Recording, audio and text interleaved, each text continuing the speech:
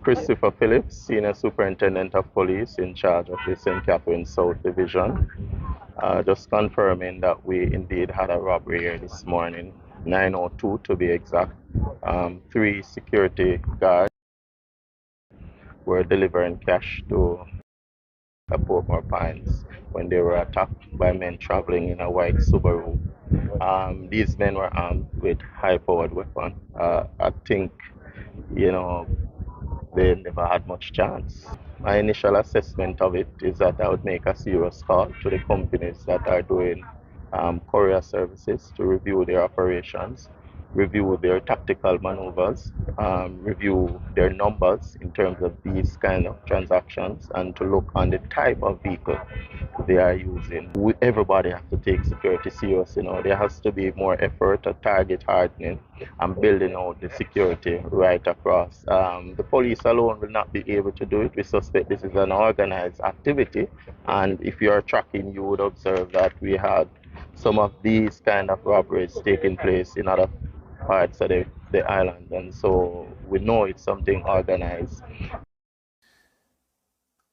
The SSP has said a lot, and it's for us now as the citizens to really, internalize and to put into practice some of what he said. What stands out to me is, well, all of the things stand out, but what I will share is that when he's going to say that, the police alone cannot do it, we all need to, and I paraphrase, take the initiative towards being, hardened as targets, to take our security more seriously, because we're dealing with organized criminal elements that sits home, and I hope it's something that sits home in your spirit as well. People, it's something that we really have to be honest with. And when I'm gonna, share this, it's a case where I want to recognize the levels, the way at which, after I've observed the kind of video clips that I've seen, the way in which I see things pan out, them man, skilled. The skill sets is such where they look refined. The man them look like them experience, and here it is that they've got away as it stands right now, at the original recording of this video. So in so doing, they will say that their tactics are working.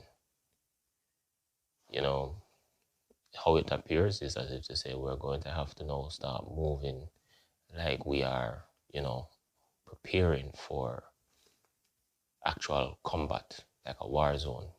So going to places of just general commercial activity, such as supermarkets, banks, school zones, anywhere at all that we're talking about from a public standpoint. We have to make sure that we employ certain tactical procedures to, as best as possible, safeguard ourselves. Talk about pre-planning our routes, pre-planning in the context of worst case scenarios, how we should respond. And even as regards to pre-planning in the context of first aid, how to administer care to our person and to our loved ones, family, primarily, members of the public, if we have that capacity to do so, because it's only by doing so can we increase our survivability, in addition to obviously the fitness. But yeah, we have to take heed. This is not a time where we're dealing with people who are on the wrong side and they're not thinking.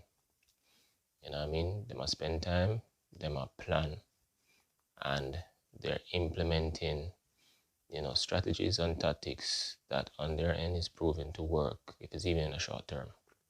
So how we as the law-abiding citizens have to function is such where we're taking to a heightened level of seriousness, our capacity to strengthen our personal security day in, day out, that of ourselves and that of those persons around us.